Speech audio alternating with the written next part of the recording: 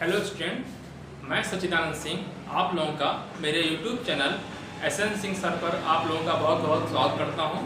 हम लोग class 10th की मैथ में द्विघातीय समीकरण चैप्टर 4 जो पढ़ रहे थे, उस पर हम लोगों ने द्विघातीय समीकरण को कैसे बनाते हैं, कैसे लिखते हैं, फिर मैंने इसको बताया आपको कैसे इसको सॉल्व करते हैं। ठीक है, और सॉल्व करने के मैं गुणनखंड विधि पे मैंने बता दिया था। ठीक है, और 4.1 के क्वेश्चंस को मैंने सॉल्व करा दिया था। ठीक है, अब 4.2 पे मैं बेस्ट क्वेश्चंस को मैं कराने जा रहा हूँ। ठीक है, तो मैंने 4.2 के क्वेश्चंस को मैंने लिख दिया है और उसको हम सॉल्व करते हैं। पहला क्वेश्चन देखिए, गुणनखंड विधि से निम्नलिखित समीकरणों के मूल ज्ञात कीजिए। ठीक है, मैंने 5 क्वेश्चंस लिखे हैं जो करते हैं, और इसके बाद और भी क्वेश्चंस को सॉल्व करेंगे। ठीक है, और वीडियो को आप जो है आप लोग स्किप मत करिएगा, पूरा एक एक स्टेप देखिएगा। अगर क्वेश्चंस को मैं यहाँ लगवा रहा हूँ, अगर क्वेश्चन आपको आते हैं, क्वेश्चन पहले अपने आप से सॉल्व करिएगा। ठीक है, और वीडियो को पॉज करके सॉल्व करिए। ठीक है, और अगर ऐसा सही आ रहा है मेरे से मैच कर लीजिए, कहीं अगर आप भूलते हैं या मिस्टेक करते हैं तो मेरे से चेक कर लीजिए कहाँ गलती हुई। ठीक है, ठीक है, अगर आपने क्वेश्चन सही आ गया, मेरे से मैच हो गया आंसर, तो आपका कॉन्फिडेंस बढ़ जाएगा। और जहाँ गलती होगी, जहाँ आपने गलती किया होगा, तो वहाँ पर आप सीख जाएंगे कहाँ गलती किया, मेरे से चेक कर सकते हैं, है ना, तो आप चेक कर लेंगे। ठीक है, तो पहला क्वेश्चन देखते हैं 4.2 का। क्या है, गुणनखंड विधि से निम्नलिखित समीकरणों के मूल ज्ञात कीजिए। मूल ज्ञात करना मैंने आपको बताया था। ठीक है, तो फैक्टर करना है कुल मिलाकर के क्वेश्चंस का। ठीक है, तो देखिए मैं इधर करा रहा हूँ एंड दे रहा हूँ। पहला क्वेश्चन क्या है, 3x² minus 3x minus 10 equal to 0 के मूल ज्ञात करना है, अर्थात x की वैल्यू निकालनी है। ठीक है, तो मैंने बताया 10 है, 10 का फैक्टर कर देना है। कैसा फैक्टर करेंगे कि यहाँ पे क्या सिंबल है, घटाना है, नहीं घटा करके जहाँ जो कांस्टेंट है और कांस्टेंट पे घटा करके लाना है। कितना लाना है, जो इधर x की पावर है। ठीक है, x या x² गुणांक 1 है तो 1 × 10 कर दिया, 10 आ गया। ठीक है, अब 10 का ऐसा फैक्टर करिए, ऐसा गुणनखंड कीजिए कि घटा कर कितना आना चाहिए, जो x गुणांक कितना है 3 आना चाहिए। ठीक है, तो आप 10 को काटेंगे तो 2 से काटेंगे 5 में से 2 गया, 3 आ रहा है। देखिए आ रहा है, अर्थात मतलब 5 में से अगर हम 2 कर दें 3 आ जाएगा, है ना, तो गुणनखंड 5 और 2 बन रहा है। बस आप गुणनखंड कर लीजिए, x² माइनस 5 माइनस 2, देखिए 5 में 2 गया, 3 आएगा, 3 आ जाएगा, x माइनस 10 इक्वल टू 0। अगर यहाँ 2 माइनस कर देते तो माइनस यहाँ था, माइनस में से यहाँ प्लस हो जाता है। अगर यहाँ प्लस होता तब यहाँ, अगर यहाँ प्लस होता तो यहाँ 2 और 5 में तोड़ते। बस यही चीज ध्यान रखना है। ठीक है, यहाँ x² माइनस 5x और ये हो गया plus 2x minus 10 equal to 0। ठीक है, यहाँ पे x ले लिया आपने कॉमन। अच्छा मैं चेक कर लूँ जरा, आपका रिकॉर्ड हो रहा है ना सही से। ठीक है, तो यहाँ पे x माइनस 5 आ गया। ठीक, यहाँ पे मैंने 1 कॉमन ले लिया, 1 क्यों लेंगे, 2 लेंगे तभी तो सेम आएगा, यहाँ 2 लेना पड़ेगा। यहाँ आएगा x माइनस 5 इक्वल टू 0, तो दोनों में x माइनस 5 कॉमन हो गया, यहाँ बचा x प्लस 2 इक्वल टू 0। ठीक है, या तो ये 0 है तो ये 0। ठीक है, तो ये लिखेंगे x माइनस 5 इक्वल टू 0 या x प्लस 2 इक्वल टू 0, अर्थात x बराबर 5 या x बराबर माइनस 2, x बराबर माइनस 2। तो ये 5 और माइनस 2 क्या हो गए, आपके इस समीकरण के मूल हो गए। ठीक है, ठीक है, तो जो आपका आंसर आ गया, यानी x बराबर क्या आ गया, 5 और माइनस 2, ये आपका आंसर हो गया। ठीक है, मूल हो गया, इसे लिख दीजिए। सेकंड क्वेश्चन, सेकंड क्या है, 2x²। क्वेश्चंस अगर आपको आ रहे हैं तो पहले क्या करना है आपको, क्वेश्चन तो मैं सॉल्व करा ही रहा हूं। अगर आपको क्वेश्चन आ रहा है तो मेरी वीडियो को पॉज करिए, क्वेश्चन लगाइए और उसके बाद मेरे आंसर पे मैच करिए। ठीक है, अगर कहीं फंस रहा है तो मेरे से बाद में देख लीजिएगा। ठीक है, यही तरीका होता है पढ़ने का। ठीक है, क्या करना होगा, 2 × 6 करना होगा, 2 × 6 अर्थात 12 आ गया। 12 का ऐसा फैक्टर करिए कि घटा यहाँ सिंबल कौन सा है, घटा करके लाना कितना है, कितना लाना है 1। तो देखिए 4 3 12 होता डायरेक्टली आ रहा है, 4 3 12 और 4 में से गया 4 3 गया 1 आ जाएगा। ठीक है, बस ऐसे ही तोड़ना होता है, बहुत बड़ी चीज नहीं होती है, ये चीज सिर्फ प्रैक्टिस से आती है। 4 - 3 × x - 6 = 0। जब आपकी प्रैक्टिस हो जाएगी तो डायरेक्ट यहाँ से आप डायरेक्ट इतना लिख देंगे यहाँ ये भी आप बीच के स्टेप भी नहीं करेंगे जो हम लोग करते हैं डायरेक्टली, इस स्टेप को डायरेक्ट हम लोग यहाँ पे इस स्टेप पे आ जाते हैं, क्योंकि बीच का स्टेप हम लोग कर लेते हैं कैलकुलेशन, तो ये प्रैक्टिस हो जाती है। जितनी ज़्यादा प्रैक्टिस कर लेंगे उतनी जल्दी से हो जाएगा। प्रैक्टिस के ऊपर हम लोग डायरेक्ट मिर्जानी करते हैं। ठीक है, आप भी करिएगा, धीरे धीरे आपको प्रैक्टिस हो जाएगी। चलिए, तो 2x² + 4x - 3x - 6 = 0 के 2x यहाँ से कॉमन हो गया, बचेगा क्या x, और यहाँ पे बचेगा 2 बचेगा। ठीक, यहाँ पे -3 कॉमन ले लेते हैं तो यहाँ बचेगा x + 2 बचेगा = 0। इसमें आ गया x + 2 और यहाँ x इसमें आ गया 2x। पहले इसको लिख दिया करिए, कोशिश करिए करिए जो, चलिए ठीक है, सही तो लिखा था मैंने, वो भी सही है, स्टेप कोई मतलब नहीं है। अर्थात यहाँ पे ये 0 है तो ये 0, अर्थात x + 2 = 0 या 2x - 3 = 0। अर्थात यहाँ से आपको मिल गया x = -2 और x = 3/2। ठीक है, तो आंसर आपका हो गया, ये डायरेक्ट में लिख दे रहा हूँ, आप ऐसे लिखिएगा x = -2 और 3/2, ये आंसर हो गया। ठीक है, चलिए तीसरा क्वेश्चन देखिए, मिटा दे रहा हूँ, इसको थोड़ा सा उत्तर करता हूँ। तीसरा क्वेश्चन अच्छा क्वेश्चन है, क्वेश्चन आसान है, स्टेप मैंने बता दिया इसलिए आपको आसान लग रहा होगा। प्रैक्टिस करेंगे, जितने ज़्यादा आप प्रैक्टिस करेंगे आपको उतनी तेजी से क्वेश्चंस कर ले जाएंगे, मेरे से भी जल्दी कर लेंगे आप लोग। ये सब कैसे होगा, सिर्फ प्रैक्टिस से। Third part, √2x + square 7x + 5 √2 = 0। ध्यान रखा करिए, कई बार होता है क्या है कि रीअरेंज करके भी लिखा होता है क्वेश्चन, है ना, मतलब एक इसका टर्म इधर लिखा हो, तो हमेशा जब भी क्वेश्चन सॉल्व करिएगा दो घात समीकरण को, हमेशा क्या करना है, उससे पहले बड़े वाले घात को, फिर उससे छोटे घात, उससे छोटे घात, है ना, मतलब स्क्वायर फिर x फिर कांस्टेंट टर्म, ऐसे लिखना है। ठीक है, ये चीज लिखा हुआ है, तो मैंने आपको बताया है पहले क्या करना होता है, x² का गुणांक कितना है √2 और कांस्टेंट वाला टर्म कितना है 5√2, गुणा कर दीजिए, कितना आएगा 5 और √2 2 हो जाएगा 10 आ जाएगा। ठीक, 10 के ऐसे फैक्टर करिए कि जोड़ने पे 7 आ जाए, जोड़ने पे 7 आ जाए। देखिए 5 और 2, 5 दूना 10 और 5 2 7 हो जाएगा। ठीक है, इसको आप डायरेक्ट करिए। ठीक है, क्या कर देना है, √2x² + 5 + 2x + 5√2 = 0। ठीक है, √2x² + 5x + 2x + 5√2 = 0। ठीक है, इन दोनों में x कॉमन, √2 तो कोई कॉमन है नहीं, x कॉमन लिए तो यहाँ बचेगा √2x + 5।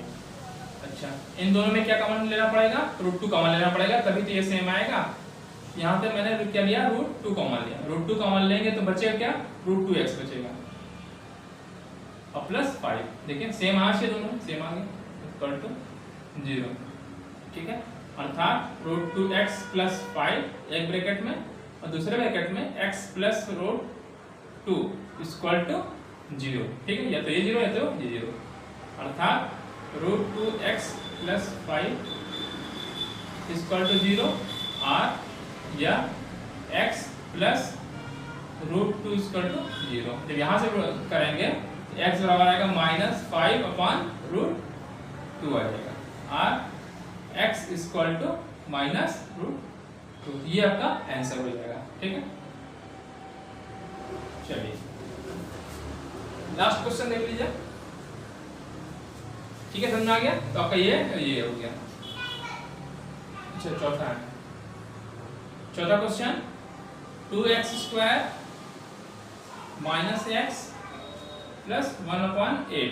= 0। तो इसको क्या करना है? सॉल्व करना है। ठीक है, तो बटे में है तो पहले चाहे तो हम इसको एलसीएम लेके पूरा कर लें। तो क्या रहेगा? अगर हम एलसीएम 8 ले लें, 8 × 16x², ठीक है, -8x और +1 = 0। ये गुणा करते हैं तो 0 आ जाएगा। अब तो कुल मिलाकर के बचा क्या? 16x², अच्छा 8x का 8x प्लस, ठीक, 8x + 1 = 0। तिरछा गुणा कर देंगे तो ठीक है 0 है, 8 से गुणा करेंगे 0 हो जाएगा। ठीक है,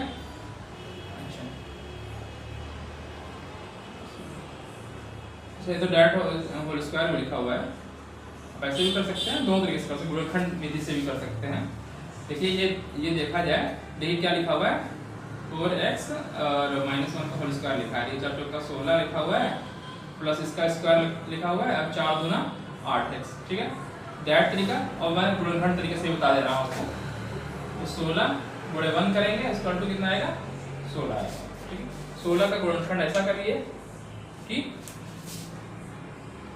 ठीक है, गुणनखंड ऐसा करना है कि जोड़ने पे कितना आना चाहिए?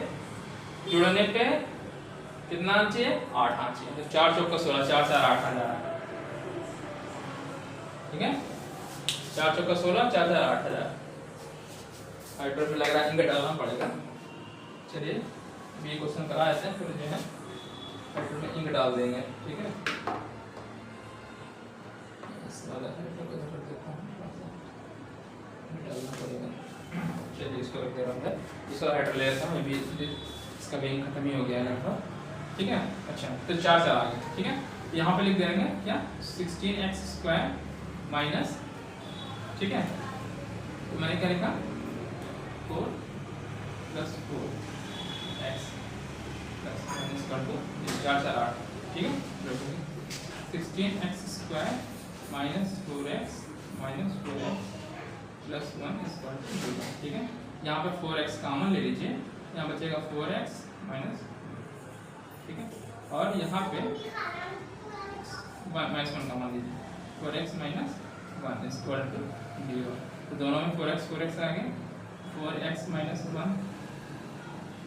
4x - 1 = 0। तो मतलब दोनों एक ही चीज़ है। ठीक है, मतलब 4x - 1 का होल स्क्वायर आ रहा है = 0, अर्थात यानी इसके अंदर 4x - 1 = 0, अर्थात 4x - 1 = 0, अर्थात x = 1/4। मतलब 1/4 और 1/4 आ रहा है।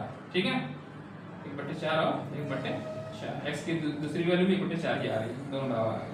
ठीक है, ये आपका चौथे वाले का आंसर हो गया। ठीक है, चलिए अब लास्ट क्वेश्चन देख लेते हैं इसका।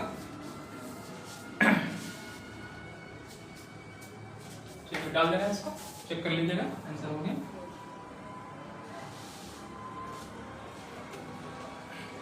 इस क्वेश्चन के बाद थोड़ा सा हाइड्रोजन में इंक डालना पड़ेगा क्योंकि कम हो गया है। पांचवा क्वेश्चन देख लीजिए, क्या है? 100x² -20x + 1 = 0 है। ठीक है, तो वही चीज मैंने बताया, 100 है तो 100 × 1 100 आ जाएगा, और 100 का ऐसा करना है फैक्टर, 50 × 100 होता है, नहीं ऐसा फैक्टर करना है कि जोड़ने पे 20 आए। ठीक, तो 100 और 1 में तोड़ेंगे नहीं, 100 जोड़ने पे 20 आएगा नहीं। अच्छा 50 × 100 होता है तो 50 2 का भी नहीं लेना है। ठीक, फिर कितना लें? 25 से ले सकते हैं क्या? 25 × 4 = 25 4 नहीं होगा। ठीक, और क्या हो सकता है? और कोई तरीका नहीं हो रहा है? 10 10 में 100 10 10 10 10 हो जाएगा। 10 10 10 दहा में 100, 10 10 20, ठीक है। 10x 100x square minus 10 plus 10x plus 1 equal to 0, ठीक है। 100x square minus 10x minus 10x plus 1 equal to 0। वैसे भी 10x प्लस 1 का होल स्क्वायर लिखा था, 10x माइनस 1 का होल स्क्वायर, ठीक है। चलिए, तो यहाँ से 10x कॉमन लिया, तो यहाँ बचेगा 10x माइनस 1, ठीक। और यहाँ तो मैंने 1 कॉमन ले लिया, तो बचेगा 10x माइनस 1 इक्वल टू 0। तो कुल मिलाकर के 10x माइनस 1 एक ब्रैकेट में, दूसरे ब्रैकेट में भी यही आया 10x माइनस 1, ठीक है। यानी x की वैल्यू जो आई आपकी 1/10 और 1/10, यही आपका आंसर हो जाए, ठीक है। 1/10 और 1/10, ठीक है। चलिए, तो दो क्वेश्चन हो गया। अब यहाँ तक, अब इसके बाद क्वेश्चन कर रहा हूँ, पता इंक डाल देता हूँ। दूसरा क्वेश्चन अब सॉल्व करते हैं, ठीक है। तो दूसरा क्वेश्चन क्या है, ऐसी इसको डाल दिया गया।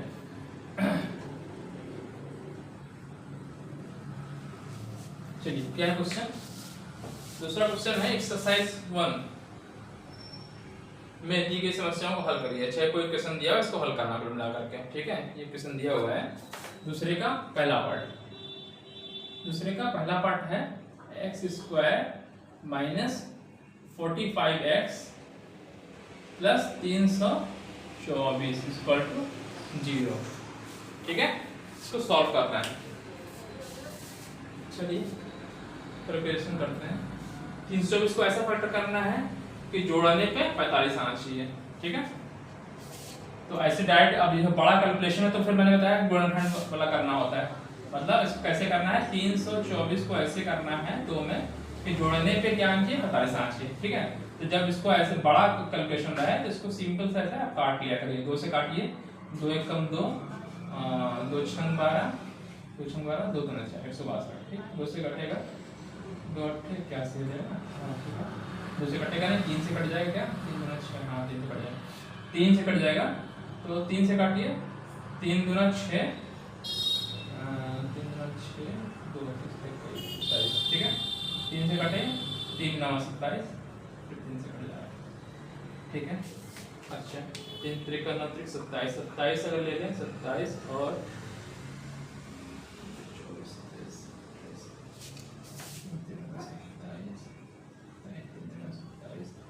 और 8 24, अच्छा 11,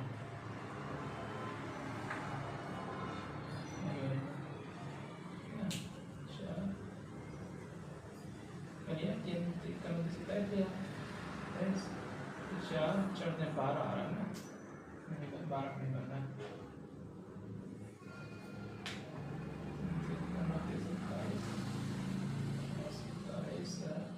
नहीं बनना है, 27 को नहीं देंगे, और कुछ लेना पड़ेगा।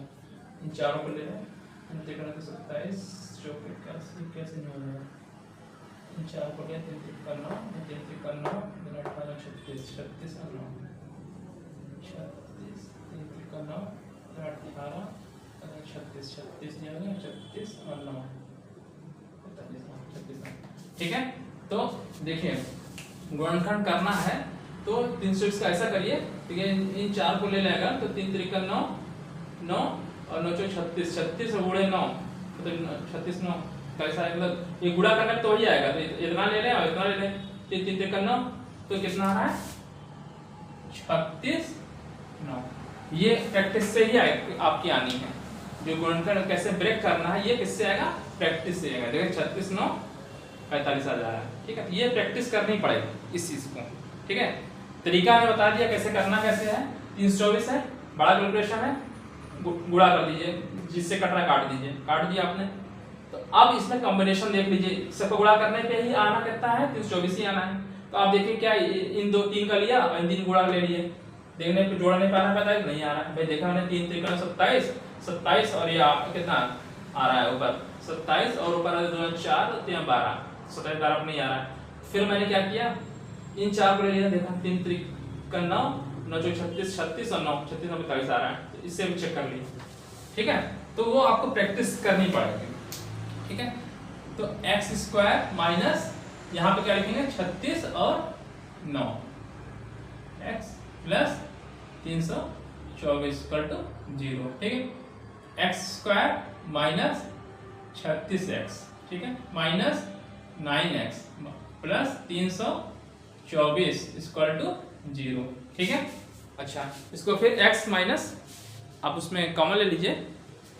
ठीक है, तो यहाँ पे x कॉमन लिया, यहाँ आएगा x माइनस 36 माइनस 9, यहाँ x माइनस 36 अपने आप ही आ जाएगा, गुणा करके आप देख लीजिएगा।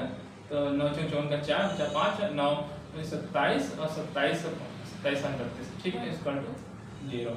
तो यहाँ पे आ गया x माइनस 36 और x माइनस 9 इक्वल टू 0, अर्थात x की जो वैल्यू आई आपकी 36 आएगी या x बराबर 9 आ जाएगा। ठीक है, यही आपका आंसर हो जाएगा, यही सॉल्व करना था। ठीक है, तो ये जो ये क्वेश्चन है दूसरा वाला एक्सरसाइज 1 का है।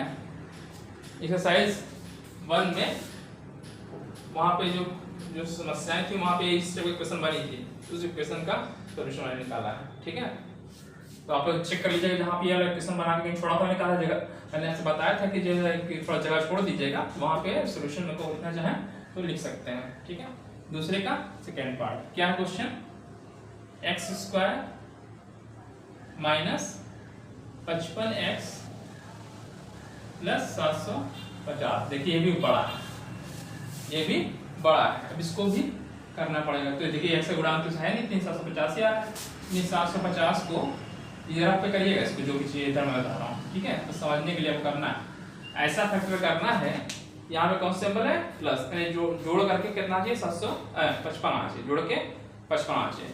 तो मैं वही काम करूंगा, 750 है, 2 से काटा, 2 का 6, 2 से 14, 2 5 10, 2 से कटेगा नहीं है, 3 से कटेगा, हाँ 3 से कट जाएगा। ठीक है, 3 से कटेगा, 3 एक कम 3, 3 दूना 6, 3 5 15, 3 से कटेगा नहीं, 5 से काटेंगे कितनी आ जाएगा, 5 दूना 10, 5 से 25, 5 5। ठीक है,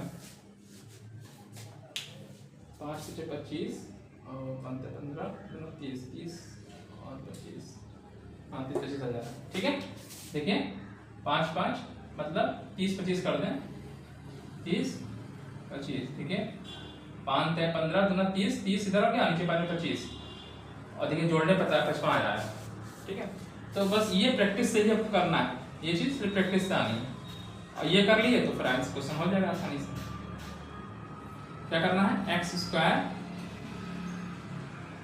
स्क्वायर माइनस 55, मैंने इसको लिख सकते हैं 3 प्लस 25 में ब्रेक करना है, एक्स प्लस 750 इक्वल टू 0। ठीक है, x minus 30x minus 25x plus 750 equal to 0, x यहाँ स्क्वायर, एक्स यहाँ कॉमन ले लिया, x माइनस 30, यहाँ 25 कॉमन लेंगे, यहाँ बचेगा x माइनस 30 ही बचेगा, गुणा करके देख लीजिएगा 25 जाता है। ठीक है, इक्वल टू x माइनस 30 और x माइनस 25 इक्वल टू 0, अर्थात x बराबर 30 और ऐसे लिखिएगा, स्टेप ऐसे लिखिएगा, x माइनस 30 इक्वल टू 0 और x माइनस 25 इक्वल टू 0, अर्थात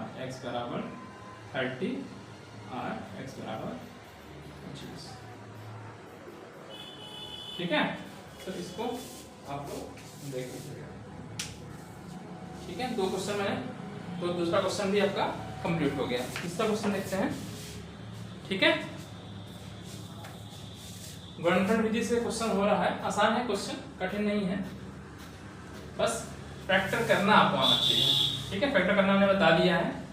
ठीक है, सुझवा दिया है, आप सोचिएगा करिएगा। ठीक है, क्वेश्चन को जल्दी जल्दी करा रहा हूँ क्योंकि आज एक्सरसाइज ही कंप्लीट करना चाह रहा हूँ। समझ में आ भी रहा है कि इससे कठिन तो है नहीं।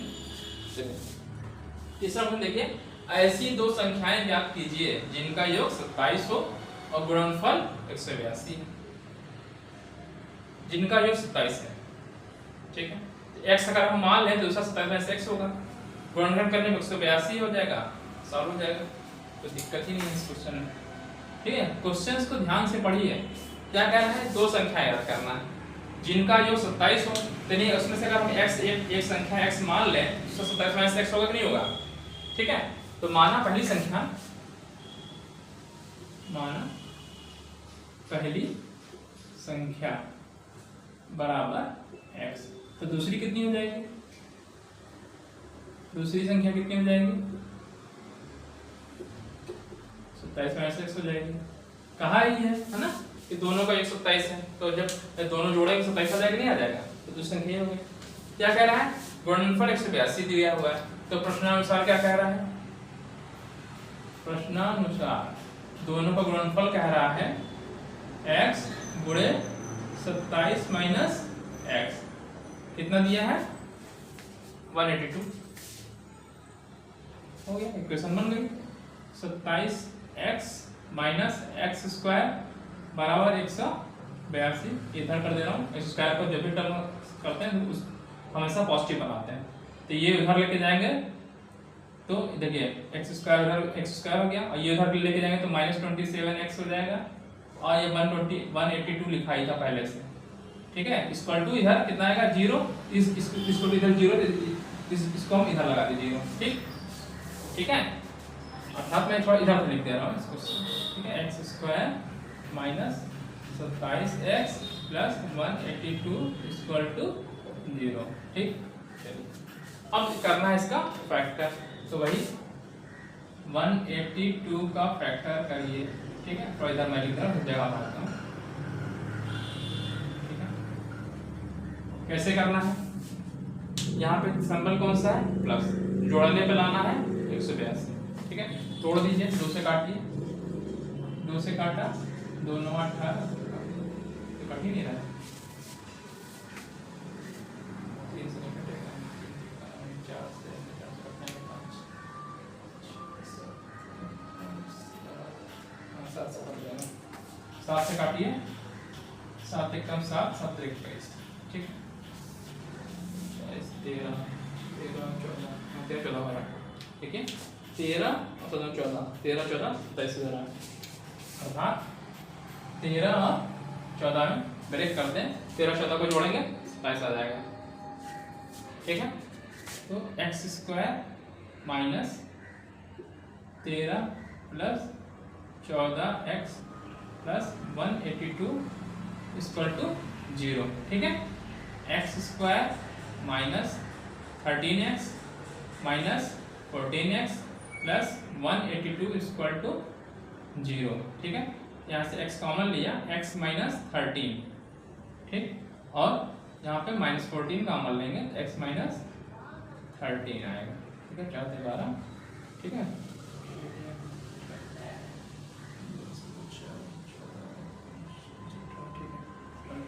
वही आएगा ही वैसे भी। ठीक है, x minus 13 x minus 14 equal to 0। ठीक है, तो संख्याएं बन गई, यानी x माइनस 13 इक्वल टू 0 और x माइनस 14 इक्वल टू 0, अर्थात x बराबर 13 या 14 ले लें, x बराबर 14 आ गया। ठीक है, तो क्या करा, ऐसी दो संख्या ज्ञात की है जिनका योग 27 हो, 13 14 को जोड़ लीजिए 27 आ जाएगा, और गुणनखंड करने पे 182 आ जाएगा, ये आपका आंसर हो जाएगा। तो आंसर जो होगा 13, 14।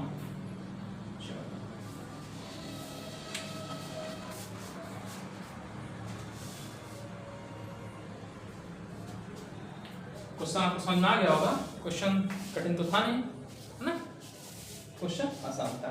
अगला देखिए, आसान था, इसमें एक x माना, दूसरा ये करना है, गुणा कर देना है, सॉल्व करना है, आंसर आ जाएगा। दो क्रमागत धन पूर्णांक जिनके वर्गों का योग 365 है, दो क्रमागत हैं, क्रम से आना चाहिए, और धन पूर्णांक है, तो मान लिया पहला धन पूर्णांक अगर 2 है तो अगला कौन सा होगा, 3 होगा, नहीं अगर 3 है तो 4 होगा, 4 है तो 5, मतलब एक ज्यादा होगा नहीं। x अगर मान ली तो अगला धन पूर्णांक कौन सा होगा, x प्लस 1 होगा। इनके वर्गों का क्या कह रहा है, दो क्रमागत धन पूर्णांकों का ज्ञात कीजिए जिनके वर्गों का 365 है। यानी पहले वाला जो क्रमांक x है इसका x स्क्वायर कर दें और दूसरा x प्लस 1 होगा अगला, उसका स्क्वायर करके जोड़ दें 365 आ जाए, क्वेश्चन बन जाएगी, सॉल्व करिए आंसर हो जाएगा। ठीक है, चलिए क्वेश्चन मैंने बता दिया है, लगाइए अपने मन से, मैं लगा तो रहा ही हूँ, अगर पॉज करके आप लोग अपने मन से लगाइए। ठीक है, चलिए मैं डाल दे रहा हूँ।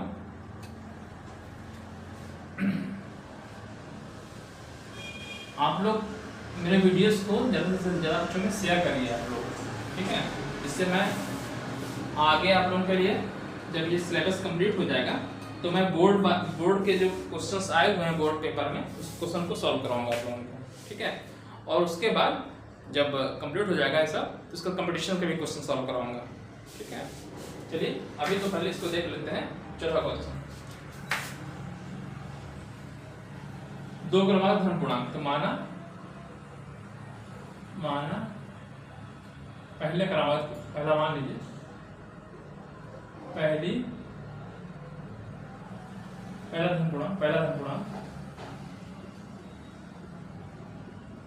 धन पूर्णांक x है, तो अगला कौन सा होगा, तो अगला दूसरा क्रमागत कह रहा है ना, दूसरा क्रमागत धन पूर्णांक क्या होगा, x प्लस 1 होगा,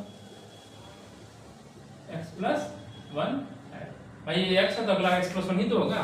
फिर क्या कह रहा है क्वेश्चन के हिसाब से, प्रश्नानुसार क्या कह रहा है, धन दो क्रमागत धन पूर्णांक ज्ञात कीजिए जिनके वर्गों का योग 365 हो, तो जिनका इसका स्क्वायर प्लस अगले वाले का स्क्वायर कितना हो, 365 हो गया, सॉल्व कर लीजिए आप। ठीक, x square plus 1 plus 2x और 2x बराबर 365। ठीक, ये x स्क्वायर हो गया, 2x स्क्वायर हो गया। ठीक, और ये प्लस 2x, और ये इधर जब जाएगा तो 365 माइनस हो जाएगा और प्लस 1 है तो 364 बचेगा, 364 0। अच्छा, दो जगह सब में कॉमन है, दो में कॉमन ले सकता हूँ, तो क्या बचेगा, एक्स स्क्वायर, टू आगे लिख दिया, x square plus x minus 2 1 कम 2, 2 8 16, 2 1 कम 2 2 4। ठीक, इक्वल टू 0, सही है ना। ठीक, x square plus x minus 182 equal to 0। तो 182 को ऐसे ब्रेक करिए कि घटाने पे 1 आ जाए।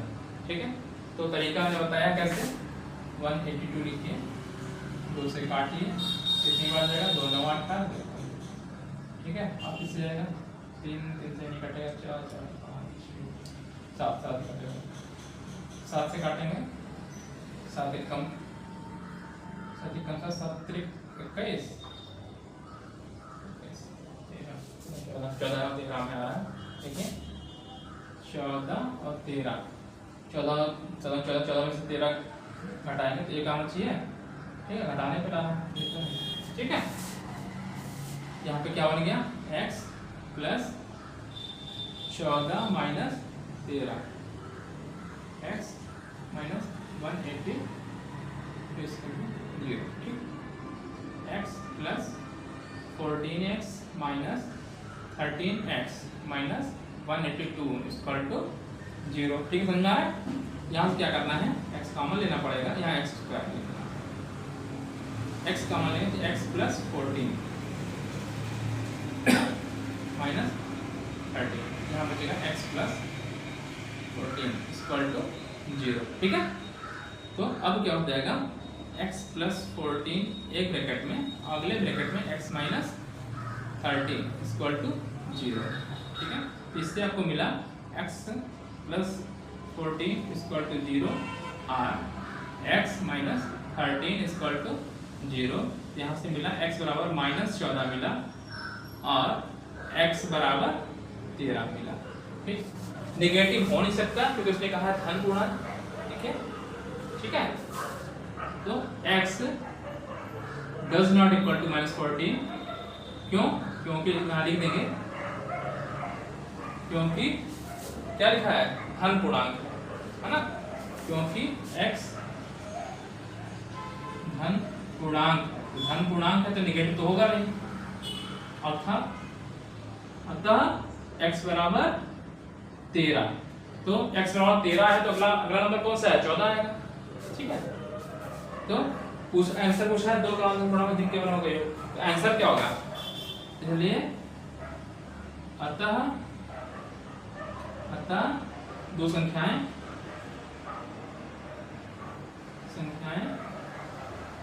13 आया है तो 13 होगा, अगला 14 होगा, ठीक है। यही आपका आंसर हो गया।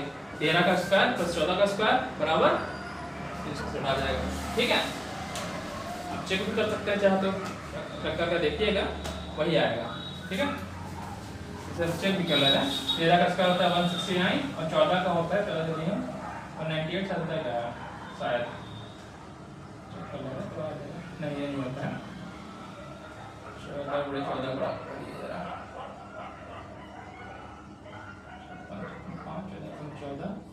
14 5 196 होता है, 196 मुड़ा देखिए जोड़ लीजिए 5, ठीक है ना, 15 1 6 चेक कर लिया आंसर, ठीक है। इसका स्क्वायर करके जोड़ लिया, वही आंसर आ रहा है, ठीक है। चेक भी कर सकते हैं आप लोग, ठीक है। समझ आ रहा है ना। क्वेश्चन इजी होते हैं, बस सबसे इसमें जो कठिन चीज है फैक्टर करना आ गया, गुणनखंड करना अगर आ गया क्वेश्चन लग जाएगा, ठीक है। तो क्वेश्चन अच्छे क्वेश्चन हैं, चलिए तो मिटा देते हैं इसको। समझ में आ गया होगा आपको।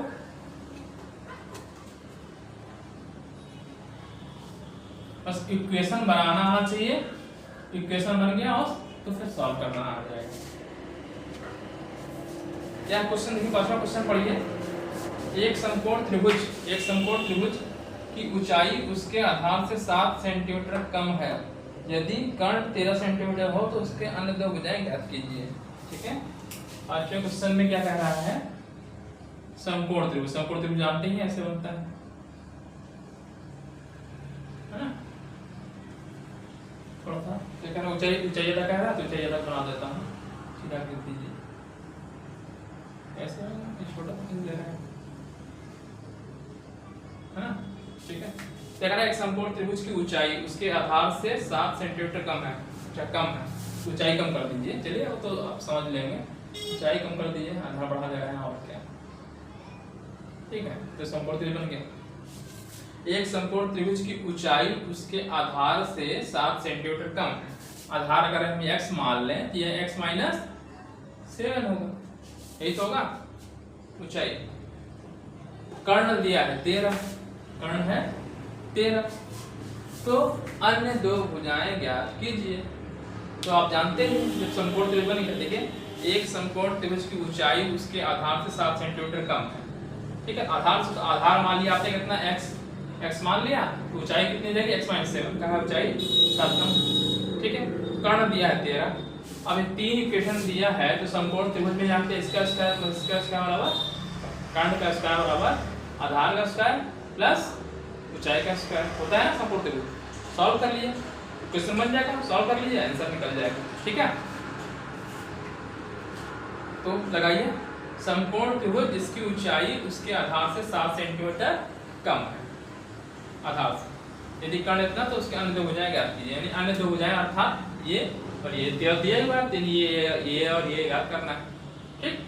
तो सबसे पहले क्या दिया, एक समकोण त्रिभुज की ऊंचाई उसके आधार से 7 सेंटीमीटर कम है, तो माना आधार जो है, माना आधार आपने माना x माना है ना, माना आधार बराबर x सेंटीमीटर, ठीक। तो ऊंचाई, इसलिए ऊंचाई उसने क्या कहा है, आधार से 7 सेंटीमीटर कम, आधार कितना है x - 7 सेंटीमीटर, ठीक है। कर्ण दिया हुआ है पहले से 13 का स्क्वायर, ठीक है, कर्ण दिया है, ये दिया है क्या, कर्ण कर्ण कितना दिया है, 13 दिया है, 13 सेंटीमीटर। अब आप जानते ही हैं, क्या जानते हैं, लिख दीजिए आधार का स्क्वायर प्लस ऊंचाई का स्क्वायर बराबर कर्ण का स्क्वायर, है ना। पाइथागोरस प्रमेय जानते हैं ना, किस प्रमेय से, पाइथागोरस प्रमेय से जानते हैं। आधार कितना दिया है, एक्स स्क्वायर, ऊंचाई दिया है x माइनस 7 का होल स्क्वायर, कर्ण दिया है 13 का स्क्वायर, कर दीजिए एक्स स्क्वायर, यहाँ करिए एक्स स्क्वायर 749 माइनस 14x 7 ठीक 169, पक्षांतर कर दीजिए, ठीक है, ये हो गया 2x स्क्वायर, ये माइनस 14x, अच्छा प्लस 49 माइनस 169 इक्वल टू 0, कितना आ गया 2x स्क्वायर माइनस 14x कितना आएगा 0 2 120 इक्वल टू 0, ठीक है 120, ठीक। अब अच्छा दो इसमें से कॉमन भी हो रहा है तो ले लीजिए कॉमन, एक्स स्क्वायर कितना छोटा से छोटा कर दिए उतना बढ़िया आता है, तो 60 आएगा, है ना 60, तो 60 का फैक्टर करिए 2 में, ठीक है, तो ऐसा करिए 15 चौका 60 नहीं 10 60, ठीक है,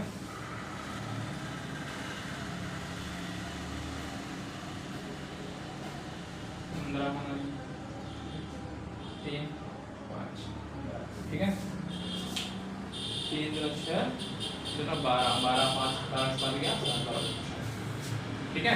घटा के लाना है 60 को, ऐसा फैक्टर करना है, घटा करके लाना है 7, देखिए दोनों चाहते हैं 12 12 पंचे 7 और 12 में से 5 गया 7, ठीक है, बस यही फैक्टर करना आ गया, सॉल्व बन जाए, ठीक है।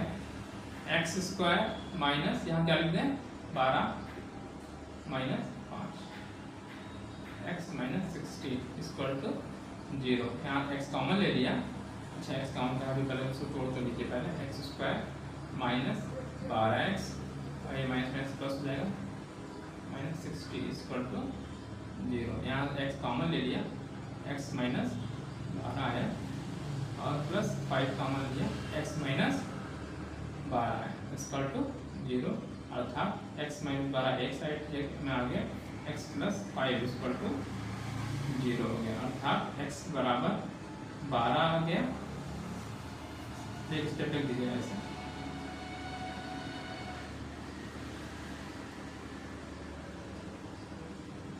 अर्थात x बराबर 12 और x बराबर -5 तो ले नहीं सकते क्योंकि साइड है, माइनस तो हो नहीं सकता, x does not equal to -5 क्योंकि मान ले सकते हैं, कल यहाँ पर ले सकते हैं, माइनस से खींचेंगे सर, हाँ माइनस को यहाँ ले नहीं सकते पहले बार, ये नहीं हो सकता क्योंकि नेगेटिव नहीं सकती बस, हाँ क्योंकि ये भुजा है, क्योंकि ये लिखने की जरूरत नहीं है, इसलिए x बराबर 12, x की वैल्यू आ गई 12, यानी आधार आ गया आपका, इसका मतलब आधार आपका आ गया, आधार बराबर 12 सेंटीमीटर आ गया, और क्या पूछा ऊंचाई, तो ऊंचाई कितनी हो जाएगी, घटाना पड़ेगा, ऊंचाई बराबर कितना हो जाएगा 12 में से 7 घटाइए 5, ठीक है। देखिए समकोण तो जैसे ही बन रहा है तो 12 का स्क्वायर प्लस 5 का स्क्वायर और 13 का स्क्वायर, ठीक है, तो ऊंचाई यानी ऊंचाई आपकी आ गई, ऊंचाई बराबर 5 सेंटीमीटर, ये तो ज्ञात करना था, ठीक है। क्वेश्चन आसान था, बस समीकरण बन गया, बस यहाँ पे क्या हमने यूज किया पाइथागोरस प्रमेय, ये चीज, इससे करने पे क्या होगा, इक्वेशन बन गई, इक्वेशन बन गई, सॉल्व कर लिया तो x की वैल्यू आ गई, x की वैल्यू आ गई तो यहाँ पर आपकी x की वैल्यू 12 आ गई तो ये वाली आ जाएगी, ऊंचाई बता दें ये आ गई। ठीक है, ये को पॉइंट करना था। इसके बाद एक क्वेश्चन बचा हुआ है, उसको मैं लिख दे रहा हूँ, सॉल्व करा देता हूँ। ठीक है, तो इसका एक्सरसाइज कंप्लीट हो जाएगी, कल नया टॉपिक शुरू करेंगे। तो एक एक्सरसाइज लगवा देता हूँ क्वेश्चन। ठीक है, तो ये मैंने लास्ट क्वेश्चन इस प्रश्नावली को मैंने लिख दिया है यहाँ पे। एक कुटीर उद्योग एक दिन में कुछ बर्तनों का निर्माण करता है। एक विशेष दिन यह देखा गया कि प्रत्येक नग की निर्माण लागत रुपए में उस दिन के निर्माण किए गए बर्तनों की संख्या के दुगने से 3 अधिक थी। यदि उस दिन की कुल निर्माण लागत रुपए 90 थी तो निर्मित बर्तनों की संख्या और प्रत्येक नग की लागत ज्ञात कीजिए। ठीक है, क्वेश्चन अच्छा क्वेश्चन है, ऐसे क्वेश्चन एग्जाम में आते हैं और कंपटीशन में भी ऐसे क्वेश्चन आते हैं। ठीक है, फिर से क्वेश्चन समझाता हूँ आपको एक बार। एक कुटीर उद्योग है, कोई उद्योग है, कुछ बर्तनों का निर्माण करता है। ठीक है, मान लिया है बर्तनों की संख्या x है। ठीक है, एक विशेष दिन यह देखा गया कि प्रत्येक नग की निर्माण लागत, जो एक बर्तन बन रहा है ना, कुछ बर्तन करता है, एक दिन में x बर्तन करता है, 10 बर्तन करता है, तो एक प्रत्येक नग मतलब एक बर्तन, प्रत्येक बर्तन की निर्माण लागत रुपए उस दिन के निर्माण किए गए बर्तनों की संख्या के दुगने से 3 अधिक है। कहने का मतलब अगर बर्तनों की संख्या 10 है तो एक बर्तन की कीमत कितनी है? एक बर्तन की जो कीमत कह रहा है बर्तनों की संख्या के दुगनी। अगर 10 है तो बर्तनों की संख्या दुगनी कर दीजिए, 20 हो गई, 20 में 3 जोड़ दीजिए अधिक, तो ये उसकी क्या हो गई? लागत मूल्य होगी, एक बर्तन का मूल्य हो गया। तो 10 बर्तन बना, 10 बर्तन का मूल्य गुणा कर देंगे दोनों, वो दिया है कितना? 90 थी, तो बर्तनों की संख्या ज्ञात कीजिए। समझ रहा है क्वेश्चन? क्वेश्चन फिर समझिए। कुटीर उद्योग है जिसमें कुछ बर्तनों का निर्माण करता है। तो मान लिया मैंने बर्तन मान लिया, जो प्रत्येक बर्तन का जो है भाई उसने बर्तनों की संख्या पूछा है, तो मान लिया बर्तनों की संख्या x है। ठीक है, ठीक है, क्वेश्चन समझ में आ रहा है कि नहीं? पहले क्वेश्चन पहले समझ लीजिए। एक कोई उद्योग है जिसमें कुछ बर्तन बन रहे हैं, है ना? मैं क्वेश्चन देखिए बता रहा हूँ, फिर से पढ़ा के बता रहा हूँ। एक कोई उद्योग है जिसमें कुछ बर्तन बन रहे हैं, मान लीजिए 10 बर्तन बन रहे हैं। ठीक, एग्जाम्पल समझा रहा हूँ। मान लीजिए 10 बर्तन बन रहा है। ठीक, फिर क्या कह रहा है? एक विशेष दिन, किसी एक दिन देखा गया कि प्रत्येक नग की निर्माण मतलब एक निर्माण लागत रुपए में उस दिन निर्माण किए गए बर्तनों की संख्या के दुगने से 3 अधिक, यानी एक बर्तन का जो दाम कह रहा है प्रत्येक नग की निर्माण मतलब एक बर्तन, तो जो एक बर्तन का जो कीमत है, बर्तन का दाम, जो कीमत निर्माण लागत उस दिन निर्माण किए गए बर्तनों की संख्या, तो बर्तनों की संख्या कितनी है? 10 का दुगना कर दीजिए, दुगने से 3 अधिक। ठीक ठीक, तो ये बर्तन का दाम आ गया। ये बर्तन, एक बर्तन का दाम आया। ठीक, एक बर्तन जो भी आ रहा होगा, मान लो 20 में 23 आ रहा है। ठीक, तो 10 बर्तन बना रहा है, 10 गुणे 23, जो भी बर्तन आ रहा, मान लो यहाँ x मानो तो x आएगा, 23 बराबर कितना कह रहा है? 90 था, ये चीज कह रहा है। ठीक है, तो यहाँ पर x बर्तन कर रहा है तो कह रहा है x × 2 + 3, है ना? गुणा कर देंगे, ये लग जाएगा। ये क्वेश्चन बन रहा है। ठीक, इस टाइप से। ठीक है, तो क्वेश्चन बस समझ लीजिए, समझ गए तो क्वेश्चन बन जाएगा। तो पूछ रहा है बर्तनों की संख्या कितनी है, तो मैंने मान लिया, माना बर्तनों की संख्या, माना बर्तनों की संख्या बराबर कितना? x। ठीक है, तो बर्तनों की संख्या जब मैंने मान लिया है x, ठीक, बर्तनों की संख्या x, फिर क्या कह रहे हैं? प्रत्येक नग की निर्माण लागत, यानी प्रत्येक नग की लागत या निर्माण लागत, प्रत्येक मतलब एक, प्रत्येक नग यानी एक बर्तन की निर्माण लागत। निर्माण लागत क्या है? क्या कहते हैं? उस दिन निर्माण किए गए बर्तन, उस दिन कितना बर्तन निर्माण किया? x किया, x है। उस दिन के निर्माण किए बर्तनों की संख्या के दुगनी से 3 अधिक, अर्थात 2x + 3 रुपए, जो भी है ये रुपए में आ रहा है। ठीक है, यदि उस दिन कुल निर्माण लागत, तो ये तो एक बर्तन का आया और उसने कितने बर्तन बनाया है, x बर्तन। तो प्रश्नानुसार कह रहा है, प्रश्नानुसार क्या कह रहा है भाई, एक बर्तन का मूल्य इतना है, जबकि उसने बनाया कितना उस दिन, x बर्तन। तो x गुणे 2x + 3 बराबर कितना दिया रखा है, उस दिन निर्माण लागत 90 रुपए। बस यही क्वेश्चन बननी थी, यही मेन चीज था। इस चीज को फिर से देख लीजिए, समझ लीजिए कि यही मेन चीज है। अगर ये समझ में आ गया, सब कुछ समझ में आ गया। ठीक है, आगे सॉल्व करना आते ही है। ठीक है, बर्तन देखिए, फिर से देख लीजिए, बर्तनों की संख्या कितना है, x। ठीक, और फिर दे रखा है क्या, प्रत्येक नग की निर्माण लागत, उस दिन निर्माण किए गए बर्तन, तो उस दिन जो बर्तनों का निर्माण कितना किया है, x का दुगुने से 3 अधिक। ठीक है, तो ये एक बर्तन का हो गया। फिर क्या कह रहा है, उस दिन कुल निर्माण लागत, तो कुल निर्माण लागत कितनी हो गई, अगर निकालें कुल निर्माण लागत कितनी आएगी, x गुणे इतना बराबर 90। ठीक है, इसी को सॉल्व कर लीजिए, कितना आ जाएगा, 2x² प्लस 3x, और ये इधर ले आएंगे तो 90 आ जाएगा, = 0। ठीक है, ये बन रहा है 2x² और 3x। ठीक है, तो 90 को ब्रेक करिए। ठीक है, कि घटाने पे 3 आ जाए, घटाने पे 3 आ जाए। कैसे करते हैं मैंने बताया आपको, 2 से काटिए 48, 3 से कट जाएगा, 3 से काटा 3 × 3 3 × 15, फिर 3 से काटिए 5। ठीक है, तो देखिए ऐसे ही बन सकता है, 3 का 9 10 नहीं बन रहा है, 3 का 9 9 18 18 में से 5 नहीं बनेगा, 5 से 15 और 6 नहीं बन रहा है,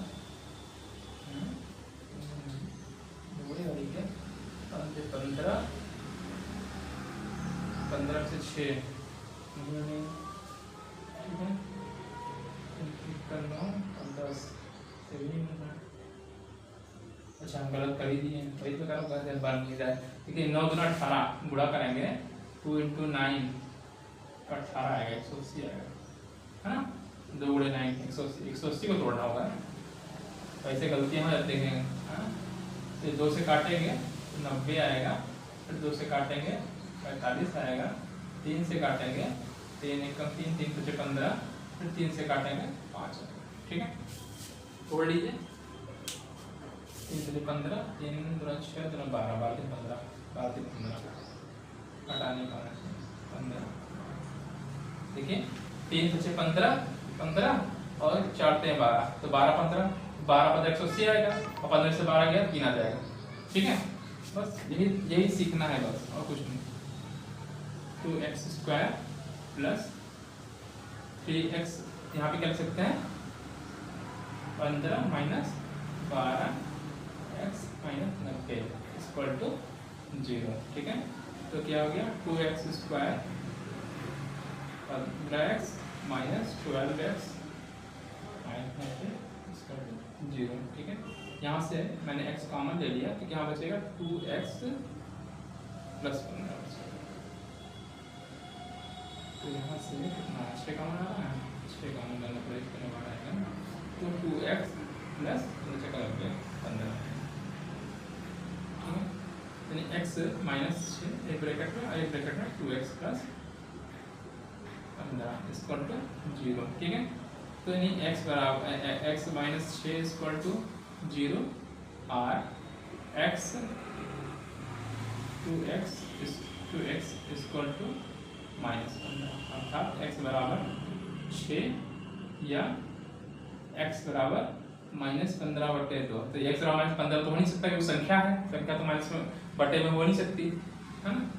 तो नहीं, मतलब जो बर्तनों की संख्या है, तो x does not equal to -15/2, ये तो हो नहीं सकता, अर्थात x बराबर कितना आएगा, 6। यही पूछ रहा था हमने।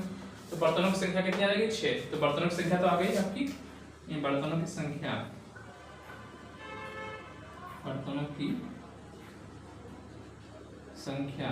ये तो बराबर 6 आ गया।